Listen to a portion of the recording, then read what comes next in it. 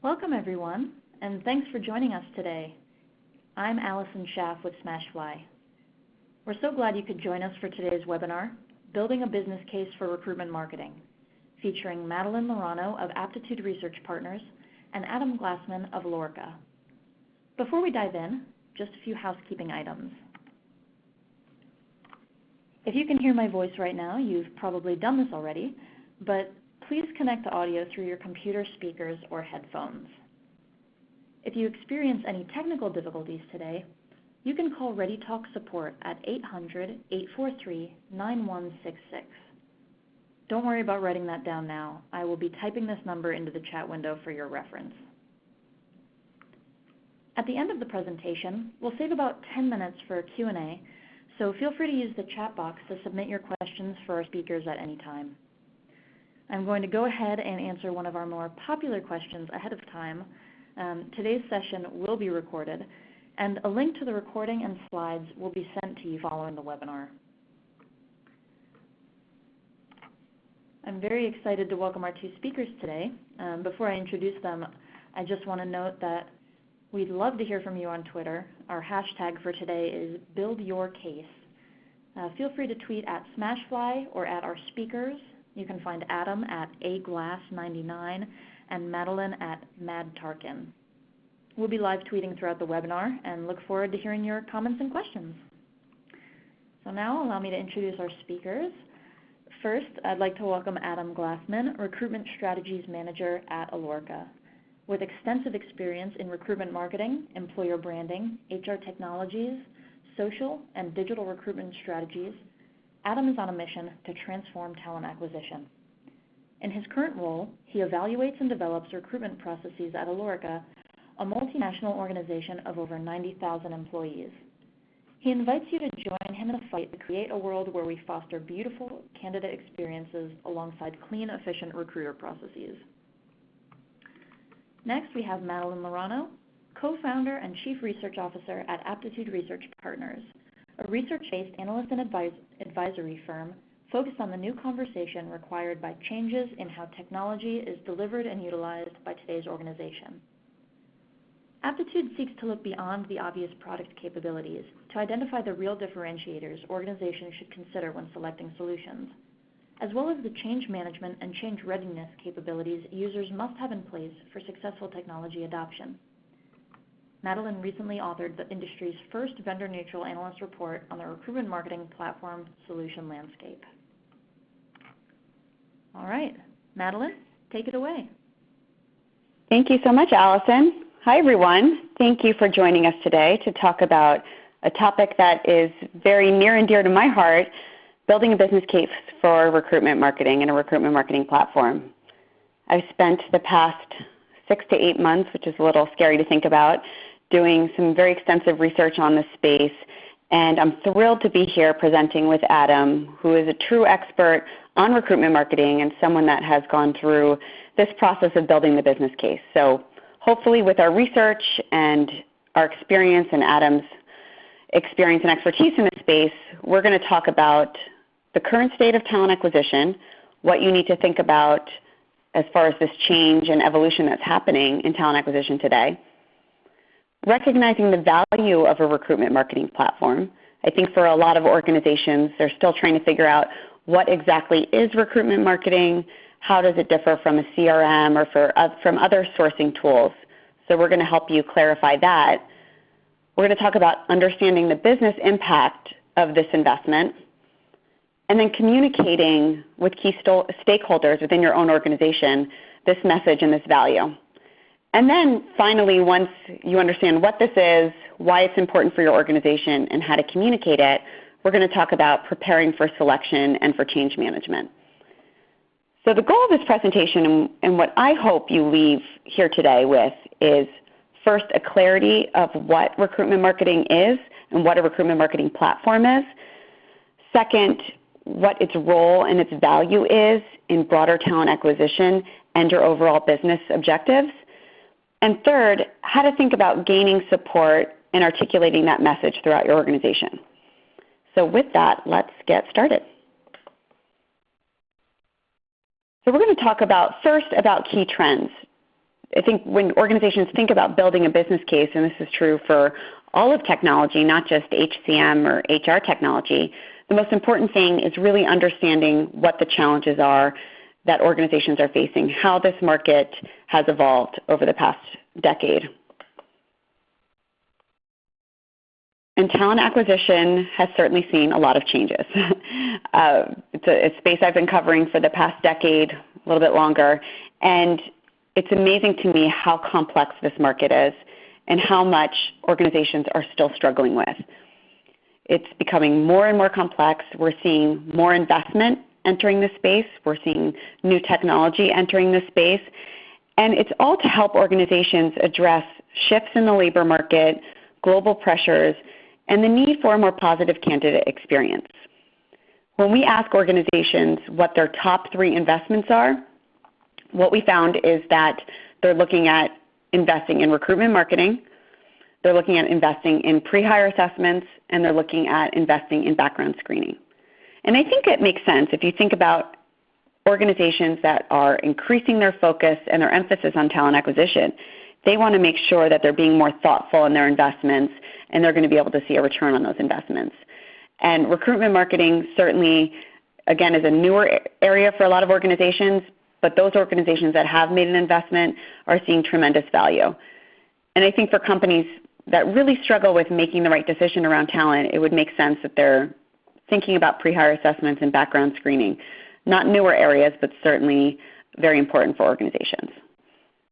So I know, Adam, you've been through this. You've been in talent acquisition for a long time, and we've talked a little bit about some of the investments that you've made as an organization. I'm wondering if you could talk a little bit about how this increase in focus and increase in investment aligns with what you're seeing. Yeah, hey, Madeline. So this definitely reflects our priorities at Alorica as well as others I've seen in the industry. When you think about some of the challenges that we all face in talent acquisition, the primary thing we have to think about is how do we attract more people to our brands, how do we attract more people to our jobs, which is that first bucket you have here. So it's how do we attract the right people. The second piece is how do we evaluate the right people, and there have been a lot of advancements over the last couple of years, particularly with assessment providers and HR technology startups and different vendors like that in that realm. And then the third piece is how do we ensure that we're actually hiring the right person. So it's really a nice start to finish where technology can help us. In my world, we are very high volume. So we process a ton of candidates across the globe every year. And so we try to leverage technology as much as we can to help us in that attraction and evaluation process to eliminate some of the manual labor that it would take to go through tens of thousands of candidates every year. Yeah, that's great. And I think also creating that consistency that you're talking about is so important. And I think really a big shift from how many companies thought about talent acquisition not too long ago. And what we're seeing is companies are facing new pressures, they're facing new pain points, which is making it so complex. What we found are the top 4 challenges and pressures that companies are facing are first, the need to align more closely with business goals. And if you think about why recruitment marketing is so important and why an investment in recruitment marketing platform is so important, it's because our candidates are also our customers. And I think organizations are really starting to realize that there's such synergy between what the business is trying to do from the customer perspective and what we're trying to do from the talent acquisition perspective. We need to make sure that those goals are aligned. The next main pressure that a lot of organizations are facing is the emergence of a contingent workforce, a gig economy, whatever you may want to call it. It's thinking about a more flexible workforce. How do we recruit? To think about independent contractors, to think about temporary workers, to think about flexibility that a lot of people are looking for as individuals and a lot of employers are looking for to be able to fill talent gaps quickly and more effectively. And we found that over 70% of companies are making an investment in their contingent workforce. So that's the second main pressure that companies are seeing. The third one is the emergence of new technology. And this has been really interesting for me, Adam. I'm curious to hear if you see this as well from the practitioner standpoint. We see so many new providers entering the market. it seems like every day there's a new provider. For any of you that on the call that may have attended the HR Technology Conference this year or maybe attending ERE this year, it's amazing how many startups are entering the space. And while this creates a lot of opportunities, it also makes the challenge of figuring out what categories, what technology is important a little bit overwhelming, to say the least. So all of this new technology is certainly creating new pressures. And then finally, the need for transparency. We're living in a different world today, a new era of transparency. Candidates and individuals expect to know more about their employers, and employers expect to know more about candidates. So whether it's sites like Glassdoor or thinking about using social media, this transparency creates a different relationship between employer and candidates that requires more engagement upfront, not just after someone's applied for a position. So when building the business case, it's really important to understand what's happening in the market and what's happening within your own organization. And Adam, I'm not sure if these align sort of with the pressures you're facing. I know certainly with high volume, you probably face a unique set of challenges than many other organizations. Yeah, it does align, particularly when you're talking about some of the vendors that have popped up. You're right, the investment in HR technology over the last maybe 3 or 5 years in particular has really exploded. And I think all of these things tell the same story, right? It's getting harder and harder to attract and find the right candidates to our jobs and fill those seats that we have. And so a lot of investors and companies are trying to devise technology solutions to help us in that process. I myself actually enjoy learning about all these new technologies and doing demos. I heard, I can't remember who said it, but one of the talent acquisition leaders that I speak to quite often actually told me that he tries to do a demo every single week with a new provider because it keeps him up to date in the industry and it keeps him on top of some of the new advancements that are coming. And if you think about that year after year, think about how many different providers that means he alone sees. It tells you just a little glimpse of how many are actually out there. Yeah, it's amazing every year to see how many new providers. And with that, we're seeing a new framework. All of this new technology, all of these new pressures that companies are facing. Talent acquisition is becoming more strategic, and it needs to. It needs to be about more than just filling positions as quickly and as cost effectively as possible.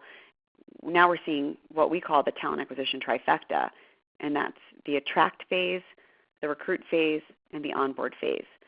And when we did our research, we found that where most of the investment is happening for companies is this attract phase. Recruit and onboard, they're not new areas, but I think for a lot of organizations, they're thinking differently about how to engage with talent, how to build relationships, again, before somebody applies for a job. And that might mean replacing agency costs. That might mean replacing some third-party recruiters or some job boards that might not be that effective, and really making a stronger investment. And again, in recruitment marketing platform has certainly been an area that most organizations are taking a look at today. And Adam, when we talked about this, I thought it was very interesting what you pointed out about why Attract has become so popular for so many organizations around this area of employer branding. Yeah, for sure. It doesn't surprise me to see this statistic. In truth, we all know it's getting harder and harder to find the right talent out there. It's uber competitive. And let's face it, a lot of companies are offering the same types of benefits. They're offering the same types of roles. So really what separates one company from another? In a lot of instances, it's the people, it's the culture, it's kind of that work environment and what it's like to actually work for that company. All of those things translate directly into your employer brand and what it's like to work for you. So what I've seen from an industry is really the smart employers out there are starting to prioritize their employer brand and invest more heavily in that and try to make that more transparent back out to their job seekers. Yeah, and I think that makes sense when you look at what the new priorities are for companies. And I don't think we need to spend a lot of time here, but it's what everyone's talking about is this consistent candidate experience, improving the candidate experience. And this is a top priority for organizations. What's interesting to me is I've asked this question, I think, on every survey I've done, over the course of doing research on the space, and this is the first year it was number one as a priority. and not something that even would have come up on the list 5 years ago. So I think that is really telling, and I think, again, that speaks to why branding is so important, recruitment marketing is so important, and why organizations really need an investment in technology to support that. So what is the candidate experience? What is a positive experience? What does that mean for organizations? And I think we're all familiar with what the recruitment funnel is, how the applicant goes through the funnel. The point that I want to make is that there's a different relationship now between an employer and a candidate than in the past. And this is research that was conducted by the Talent Board, and they do a survey to candidates every year, and they get 250,000 candidates that respond and talk about their relationship during the recruitment process. And in that attract phase, when companies are looking at engaging talent, they found that 70% of candidates are researching their organization, and many of those individuals have a relationship with an employer even before they think about applying for a job. So this relationship between employer and candidate has changed so drastically. And when you think about transparency and you think about some of the trends and pain points that we talked about, it's so important to make sure you have a consistent and positive candidate experience. And that starts before somebody, again, applies for a job.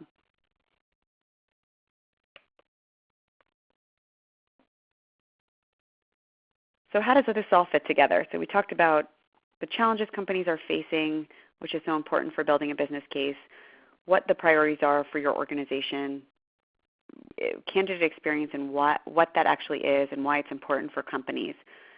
Now, where does recruitment marketing fit into broader talent acquisition? And what we're seeing is that the talent acquisition technology stack has changed so much over the past few years. Companies in the past would rely mostly on an applicant tracking system and job boards or some type of sourcing tools, maybe some background screening and assessment providers, but often did not have a very strategic approach to thinking about a full talent acquisition suite or technology stack. And how we define it and where we see organizations are most effective is when they have 3 core systems in place: a recruitment marketing platform to handle that attract bucket, an ATS to handle the recruit phase and manage the workflow, an onboarding system to help organizations stay compliant or to engage them once they become new hires. And some of that can happen through an HRIS. So those are the 3 core systems. And then there's an ecosystem of technology that will integrate with that, from sourcing to employer branding, video interviewing. I know a lot of companies are making those investments, to assessments and standalone analytics. So for companies to think about the core systems that they need to have in place and then what ecosystem providers help to integrate with those systems. And thinking about this kind of first part that we just went over for building a business case, understanding the current state, understanding the background, the most important thing to think about for your organization is to identify the challenges that you face, that your company is facing. We talked a lot about what most companies seem to be facing today, but are there unique challenges? Adam's in a high-volume organization. Those certainly present a new set of challenges. And the second part is really thinking about aligning talent acquisition with business objectives. As you're building this case, understanding what your business is going through, what challenges and goals are in place that certainly align with your recruitment process. And then understand that talent acquisition is incredibly difficult. It's incredibly difficult to think about all of these pressures companies are facing, how this has evolved, and you need technology to be able to support you in changing the way you think about talent, changing the way that you engage with talent. So Adam, I don't know if there's anything you'd add to kind of that front part of building the business case, that awareness piece. Yeah, I think the ATS world is actually fascinating to me. Generally what they were built for years ago was to house large quantities of candidate information and move those individuals through the system. Love it or hate it, and I know a lot of people that hate it, it's really what they do well today. What I find interesting is that they've been very reluctant to evolve as times have changed. And in truth, I think because of that, it's actually almost created a whole new segment here, a whole new industry when we start talking about recruitment marketing. In my view, a lot of that happens pre-apply, so pre the ATS, prior to anybody getting into your ATS. That's really what we're talking about here. So it sits in front of the ATS in many instances. And, the way I see it is that for many organizations, there still is a place for the ATS today. And I do emphasize today for a reason, but much of that interaction should happen prior to them getting there. Yeah, exactly. And I think that's a great point. The ATS serves a purpose. It was designed to manage the workflow, and that's important. We don't see companies moving away from an ATS at all. In fact, we see that investment still being a very strong one. But the ATS doesn't do what a recruitment marketing platform does in terms of engaging talent early on in the process and really, to me, providing that foundation of a positive experience, which you typically don't get from the traditional applicant tracking system. So we understand the current state. We know talent acquisition is difficult, and certainly as organizations you feel pressure and face new challenges every day. But we're going to talk about the value of a recruitment marketing platform, what it means for your organization, how you can think about saving cost, how you can think about making this investment and seeing true value for your organization. So the first step in this process is really thinking about how a recruitment marketing platform is a shift. It's a shift in how we think about all of this pre-applicant side. For most companies, they typically use disparate solutions. They might be investing in ad agencies. They might be investing in job boards. Maybe you have some type of employer branding solutions in place. You might be using Glassdoor for different things. And for a lot of organizations, these solutions are great and can certainly help to improve branding or sourcing, but you don't have that consistency, and often it's hard to manage what your spend is, especially when you're thinking about attracting talent and how effective everything is. With a recruitment marketing platform, all of that happens in one system. It's not managing all these disparate solutions that have different experiences and different data. All of the data, all of the experience, and all of the activity happens within the recruitment marketing platform. So that's the first shift, and that's the first value. And for companies that make that shift, they need to understand what their options are and how they're thinking about shifting that model from many to one. And for companies, what we found is the top options they're thinking about are thinking about maybe an ATS with some recruitment marketing capabilities. Maybe they're thinking about a standalone CRM to handle that. Most companies have disparate solutions in place. Companies often are using ad agencies to be able to create that brand and that experience. Or for a lot of companies, there's nothing in place. It's the post and pray model. You're waiting for people to apply for a job. You post a job and then you wait. So when thinking about building the business case, it's really important for companies to understand what your options are, understand that there are pros and cons to each, understand things like what is the implementation time frame for each of these, what is the cost for each of these, what is the cost savings to move from this many to one model, and understand some of these capabilities that these different providers offer. And I know, Adam, when you went through this and we talked a little bit about how important that consistency was for you with the experience and having the data consistent in one platform. Yeah, for sure, Madeline. So when I went through this process, I did look at a couple of these different options of maybe doing some different providers or standalones. In some instances, you may like a feature set better from one vendor versus another. But from my experience, what the trade-off there is a lot of these systems don't necessarily talk well, they don't work well with each other, and they don't integrate. And so if that is the case that you're faced with, you could potentially have a very poor candidate experience, and on the back end, you lose a lot of data, and you don't really have a good picture of what's happening with your candidates and where your sources are coming from. And to me, that was a big red flag for me when I was looking at some different providers, because the data and knowing what's happening is so critical to us in making decisions in such an ultra-competitive environment today. We have to be able to understand what's happening in our own world, and the data gives us that ability. Yeah, I think that's a great point, and it's so important, especially when you think about some of the pressures we talked about earlier, aligning with business objectives. If you don't have the data in one place and you're not able to make sense of it, how are you going to be able to translate that to other members within the organization and have that make sense? So understanding what the options are. So when you think about building the business case, understanding what those options are, the next step is really understanding and being able to articulate what is a recruitment marketing platform and what capabilities do these platforms have and what capabilities are important for your organization. So I think, to me, there's been a lot of misperception around what recruitment marketing is.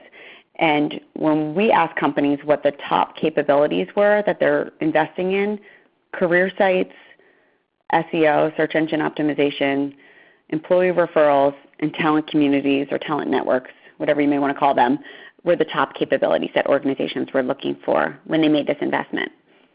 And one thing that I would mention is that we did not include CRM in this list. We believe that CRM is core to what a recruitment marketing platform does. So these are the capabilities outside of the CRM.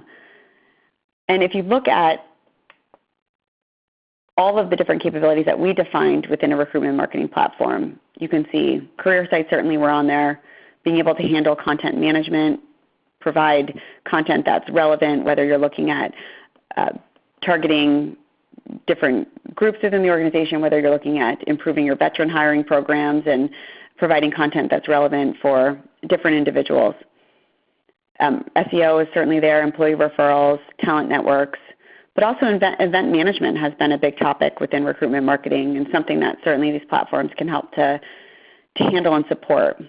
Running campaigns, job distribution. I think for many organizations they would invest a lot of money in third-party separate job distribution tools, but we recognize this as a key capability within certainly a recruitment marketing platform, CRM, and then finally analytics. And I think exactly to Adam, to your point, that analytics is so important when you think about these platforms and the value you have with having that data being consistent and all in one place. And I recognize there's a question from someone that's attending today about the event management piece, but certainly it's a great question, and we recognize that as a key capability within these platforms.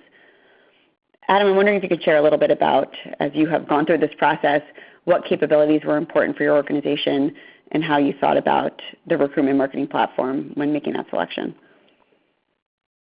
Sure. So I will just throw the caveat there that everybody's business is a little bit different and your challenges may be unique and dissimilar from mine. But for me, when I actually went through this process, I looked at a couple of key components. Largely the career site experience, the content management, the talent network, and the CRM were very important to me. The event management piece in my world is also important. We tend to do a lot of in-person events at our own locations, at our customer call centers. So the event management piece is, I would call secondary, but still very important. But the primary components for me were really the talent network, the career site experience, and the CRM, and making sure that those capabilities are top-notch and allow me to capture the information, provide a great experience for the candidates, and be able to nurture and engage with those candidates who we do capture. Great. So what is the business impact? So thinking about organizations understand what the capabilities are that are important for you, certainly thinking about this shift from a many model to a one model, what's the business impact for an organization when making this investment? And I know this is very core to what a business case is and core to organizations to think about cost savings and what the impact is to the overall business results, and we're going to go over all of that. So first, thinking about what's the impact. And this is research that we found at Aptitude, research partners, and I think certainly can help organizations and maybe can help some of you as you're looking to build a business case. What we found is that companies that invest in a recruitment marketing platform, in addition to their ATS, so not as a replacement to their ATS, as in addition to their ATS, we're seeing a decrease in turnover, an improvement in their time to fill positions, and an improvement in their candidate experience. compared to companies that did not have a recruitment marketing platform, that were just using an ATS to be able to manage the workflow. So companies with a recruitment marketing platform, as well as their ATS, were able to see improvements. And again, I think what I'd mention here is that these are not recruitment metrics necessarily. These are business metrics. Companies care about turnover. They care about the time to fill positions, and certainly the experience has been something that companies are tracking, especially as they're looking at their customer experience.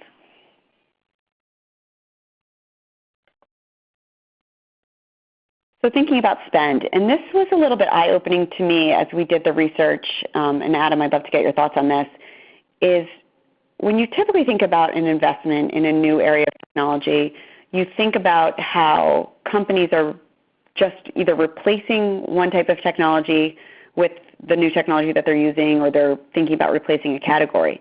With recruitment marketing, it's different. It's companies are making an investment, and what we found is that they're actually often replacing those very expensive agency fees.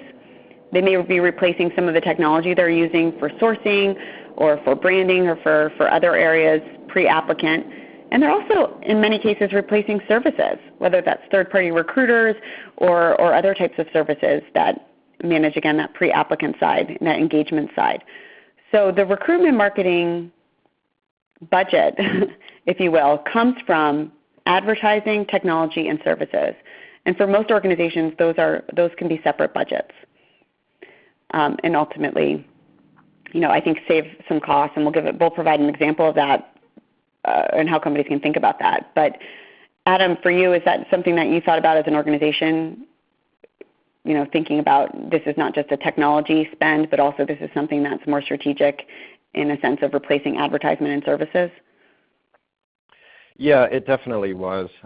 From my perspective, if I'm able to capture more candidates in the talent network, if I'm able to engage with them, I'm paying in large part to get that audience, right? So if I'm able to now re-engage with them, perhaps I do it today, perhaps I do it 6 months from now or 3 years from now.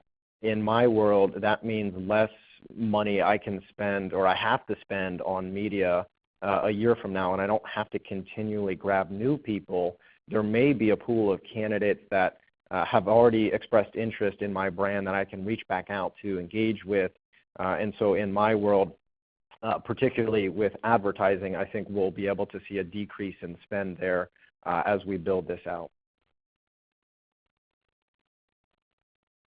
Great. And we included in this deck an example of a company that if they're thinking about 1,000 jobs annually that they have to market for and think about filling, you can see this as an example of cost savings from the disparate or multiple tools that they might be using, whether that's job distribution or CRM, cost savings from those ineffective tools. I know a lot of companies we talk to are looking at replacing their job board fees, and then what the spend is on recruitment marketing and what the savings are there. So I think that's a good example. And again, this is just a random example of a company. You can tailor it to your own organization. Think about the jobs that you had to market for last year, what you spend on all of the different tools, and what tools you're thinking about maybe not investing in the next year at all because they haven't been very effective for you. And then, certainly as you get pricing for your recruitment marketing platform, you can think about the cost savings there.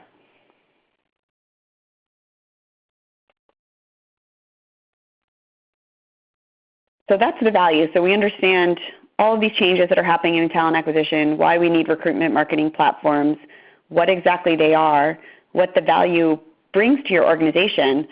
Now let's talk about really what next steps are, how to think about the selection process, and how to think about making the right decision. And what we found is that companies cited word of mouth as the #1 influence in their decisions. I think talent acquisition, it's no surprise, probably any area of HR, is that word of mouth certainly has a lot of power and influence in decisions. Companies want to know who some of their peers are using at other organizations, how effective they've been, and in such an industry like ours that's so well networked, that word of mouth goes a long way. And Adam, I know that certainly word of mouth was important for you, but you talk a little bit about some of these other factors that certainly influenced your decision? Yeah, we actually went through a formal RFP process at our organization, and some of these demos and word of mouth and online searches and things actually came before that, so we narrowed the window down to some of our top providers as part of the RFP process. But it's funny to me that regardless of what study you're looking at, regardless of what the product is or what the industry is, word of mouth is always top. And so when we think about branding, right, that's part of our employer branding is word of mouth and reviews and referrals and things like that. So I always just find that interesting. So I had to point that one out. Yeah, yeah, it is amazing, and that one has not changed over the past decade, at least since we've been asking this. That word of mouth goes a long way.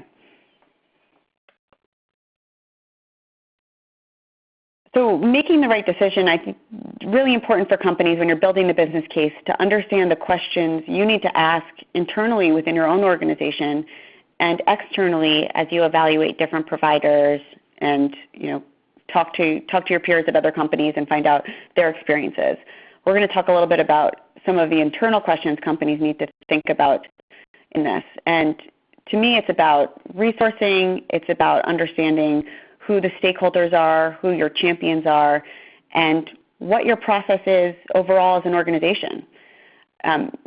For anyone that's probably making this investment, they probably have gone through this for an ATS at some point, probably several times. Most ATS buyers are second and third generation buyers. So you've probably been down the recruitment technology decision-making path before. So really understanding what your buying process is as an organization, who's involved in a selection committee, what the implementation process might look like. If you're a company where implementation tends to run very high and be costly, or it tends to run over your time frame that you had set up, having preparation for that and thinking about the resources that you need to support that are certainly very important. Thinking about a change champion, and I think that's really important. It's really important for recruitment marketing because for a lot of companies, this is going to be a big shift. It's going to be a change from either having nothing or just having very reactionary solutions in place. So how can you prepare your organization for this? How can you make sure that your recruiters, your managers are going to be using this tool, this platform, and they're going to be adopting it? And I think it's thinking about, again, what tools, and we talked a little bit about this with the value, and services you might not need anymore when you make this decision. And who do you need to be involved in those decisions, and who do you need to contact about that? So Adam, I don't know if there's anything that you would add to this or share a little bit about what your experience was.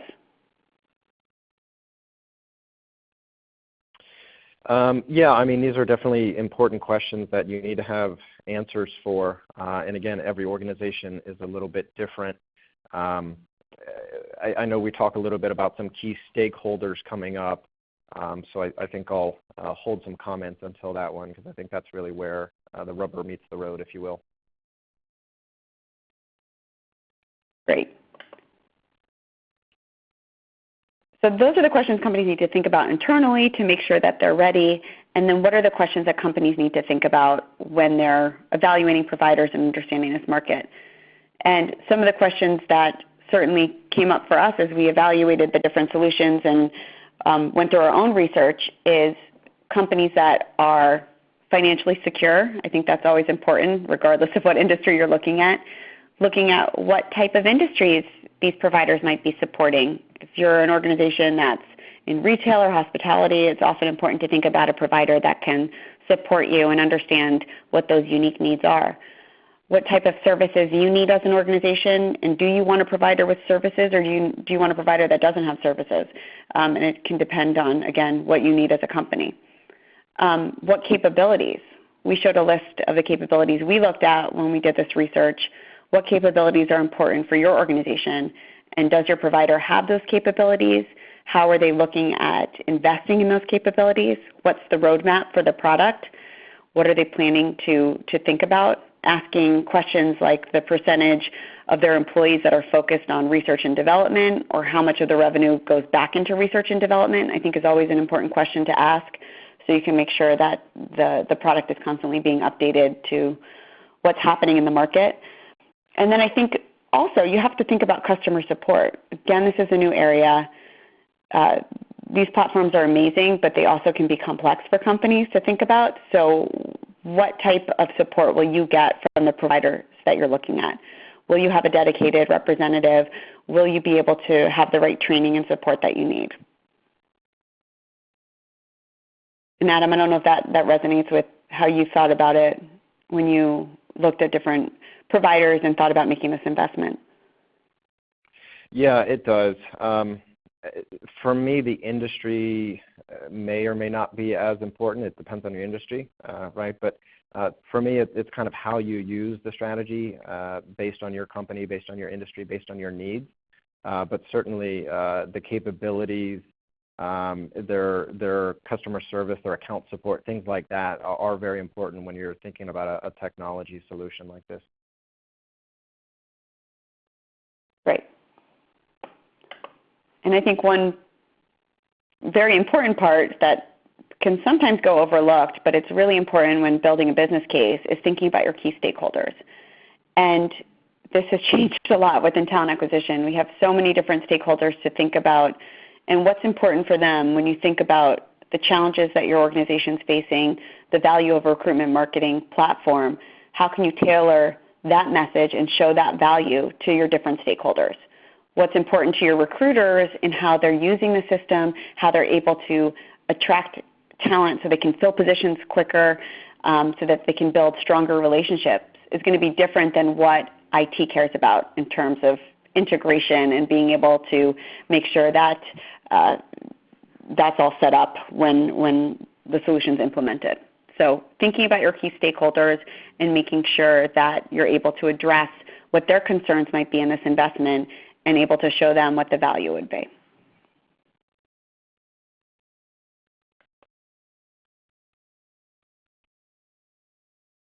So I think thinking about building a business case, hopefully we left you with some good tips for putting your business case together, thinking about articulating what your challenges are, what the value is of a recruitment marketing platform, and what next steps you need to take to be able to move forward with an investment.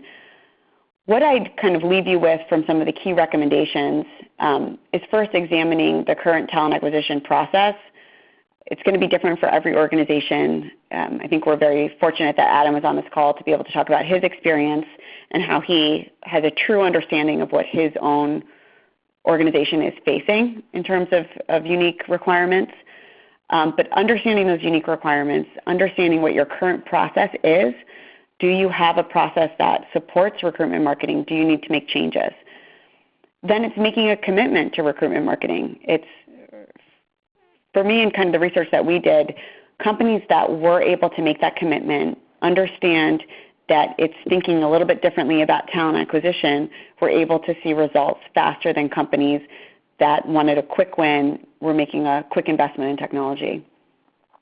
It's important to evaluate your existing options.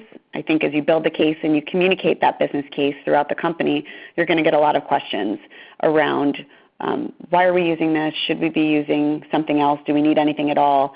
Understanding what your options are, what the pros and cons are, what the costs are for a lot of those options is really important in building a strong case. And understanding the ROI, going through examples, doing your own cost analysis, talking to peers at other organizations to find out what process they went through is all valuable. And then really being strong in your communication and evaluating your case. I think so often companies can be very successful at all of these steps, and then once they come to the communication piece and articulating that value, sometimes they fall short. So making sure you have a communication strategy in place, you have your change champions, and you're able to show the value to different key stakeholders is really important. And Adam, is there anything you'd add to this? Yeah, just a couple of things. When I went through this process, you have step 2 here, make a commitment. I looked at that as trying to educate yourself, right? So what are you getting out of a platform like this? What are you getting with a new strategy like this? And then making sure that you're clear on what your goals are and what your expectations are. I would take those learnings back to your executive team, and I would absolutely recommend taking data to them as well.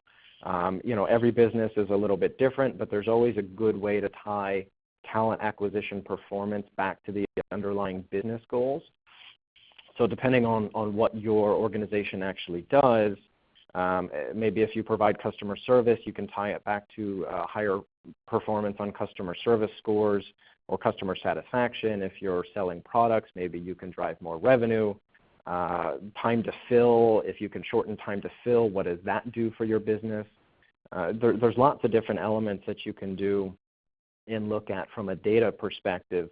And then I would take it a step further. So if you're thinking about this strategy as simply just generating more applications for you, okay, so really what does that do for you? Take it a step further. Does that give you more quality applicants to choose from?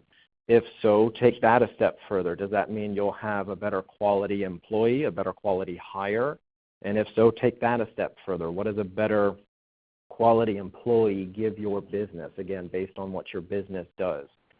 So I definitely think there are a couple of different ways to come at this with some real data and make your case. The one thing that I will add too in my experience is that you have to be patient. This is a process, and it was actually a little bit longer than what I anticipated, so I definitely had to practice some of that patience and sometimes have the same conversations multiple times, even with the same individuals or the same executives, because it is an education. It can be a shift in thinking depending on who you're talking to. They may not fully understand what you're trying to get or what you will be getting for a shift in this strategy. So be patient with it and just continue to plug along and be confident in what your strategy will be. Great. So I think with that, we have time for a few questions. So I'm going to pass it back over to Allison. Great. Thank you so much, Madeline. Yeah, so with our remaining 12 minutes or so, let's move on to the Q&A. But thank you so much, Madeline and Adam, first of all, for a great presentation. So we got a lot of questions over the course of the presentation, and I invite you now, if you haven't submitted your question yet, now's kind of your last chance to do so. Again, we'll get to as many as we can, but for those we don't get to on air, we do a wrap-up post on the SmashFly blog, which you can expect to see up within the week or so. So I invite you to look for that at blog.smashfly.com if your question doesn't get answered today. But first, we have a question from our audience. How do I convince my organization that they need to spend money to save money? What do I say to the C-suite? Madeline, do you want to start this one off? Yeah, I'll start it off, and then I think, Adam, I know when we talked, you had sort of a great recommendation about how you've done that for thinking about the long term. For me, it's about not just spending money, it's also about replacing money. I think when you think about the attract bucket, so many of those either agencies or job boards or third-party recruiters have been ineffective for organizations. I know a lot of the companies that we talk to and consult with are dissatisfied with a lot of the companies they've used over the years, and they may have used these companies for 30, 40 years and are not seeing results anymore because the workforce has changed. So I think it's not just about positioning it as we're spending money to save money. I think it's also positioning it as we're replacing very expensive solutions to save money, and we can show you that savings much quicker than waiting to see the results of this investment. Yeah, Madeline, that's a good point. The thing that I would add to it also is find out where your own challenges are. What are your pitfalls? What are the things that are bogging your process down or your talent acquisition? Where are you stuck in the mud? So if you can evaluate that and identify the pieces that are causing you problems, again, use data. You may be able to turn it around and say, okay, so we know these are our 1, 2, 3 problems. By shifting strategy and using a new technology and doing things in a different way, we expect to solve it in this way.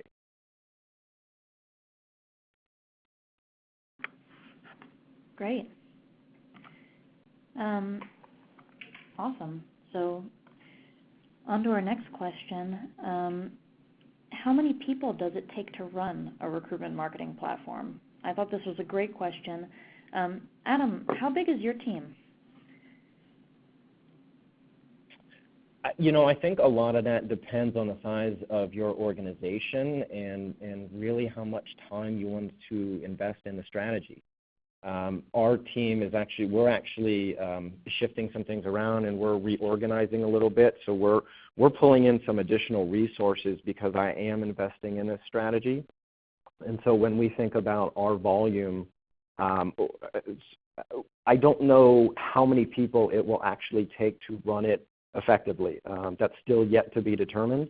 But depending on how interactive you want to be with your candidates, or, in truth, to do it the right way, you definitely want to place the time and the energy into the strategy. It's not something that will work by itself. It's not something that you push a button and it goes on automatic pilot and you see results. I mean there is a component that can be automated, but this is really about engagement.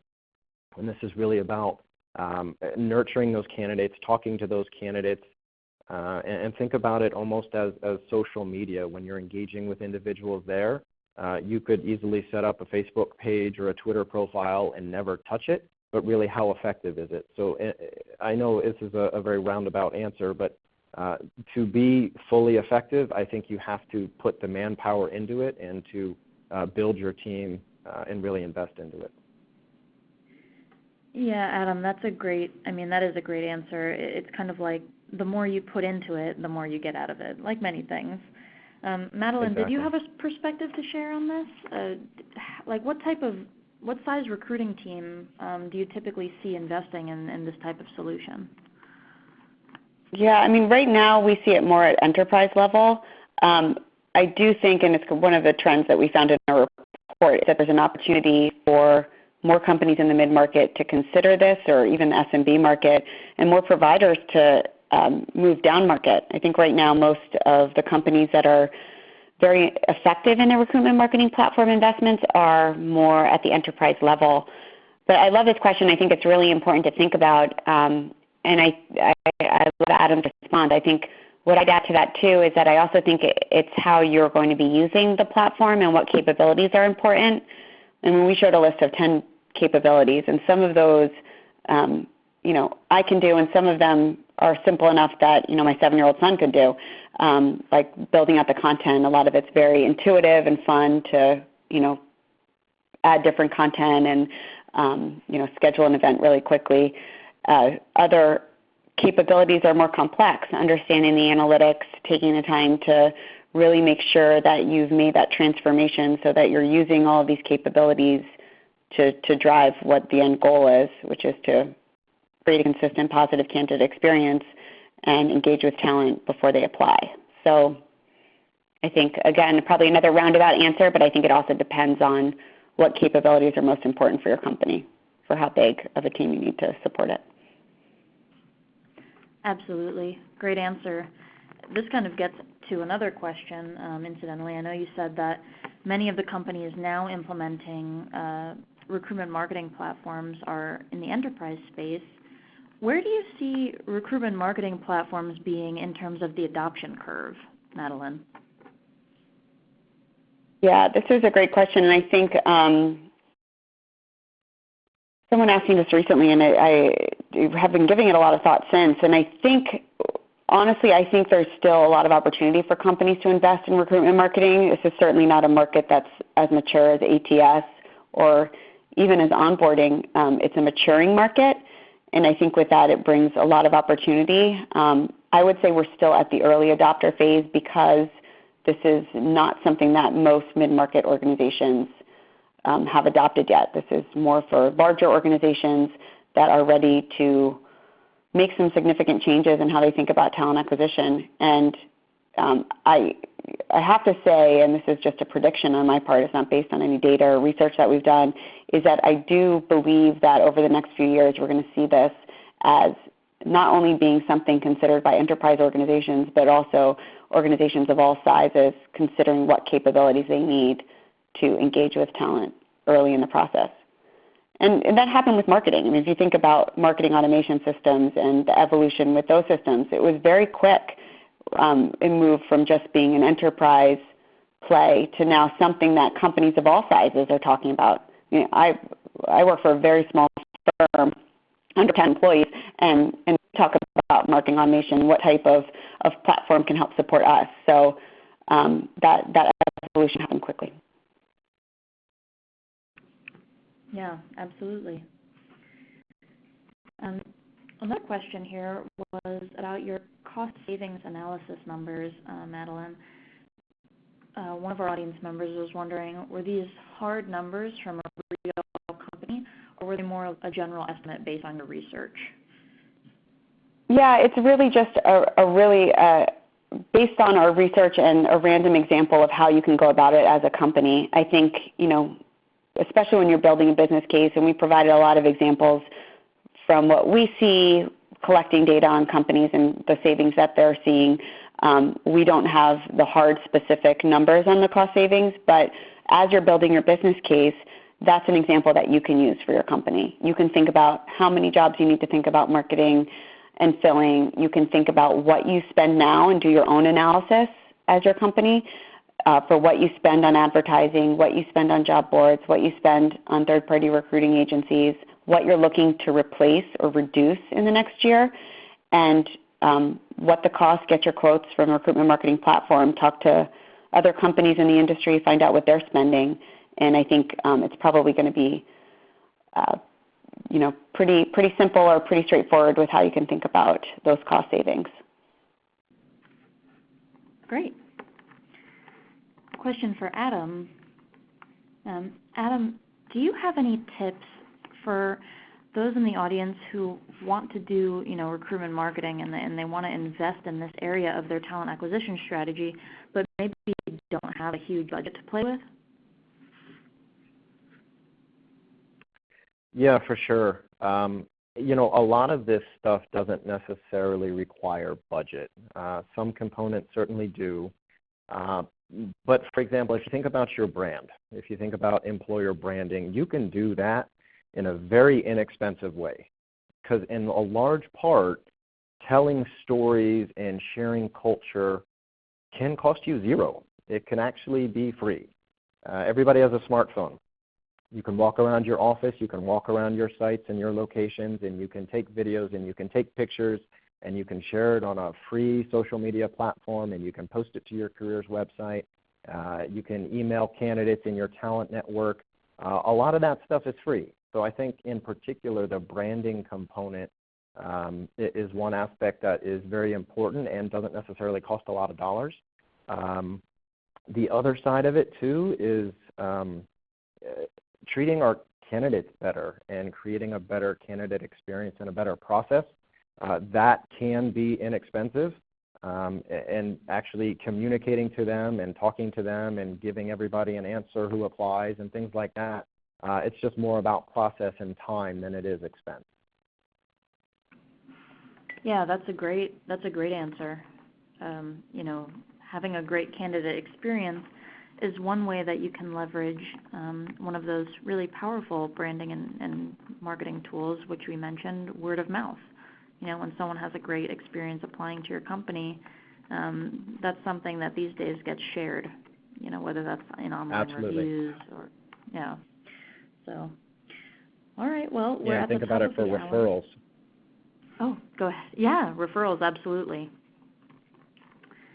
Well, we are at the top of the hour now, so I don't want to keep anyone longer, but thank you so much for joining us today, and thank you to our wonderful audience for all your insightful questions. I'm really glad you guys took the time to listen in today. So Madeline and Adam, thank you again for sharing your insights, and I hope that everybody has a wonderful rest of your day. Thank you for having me. Take care. Absolutely. You too. Please stand by.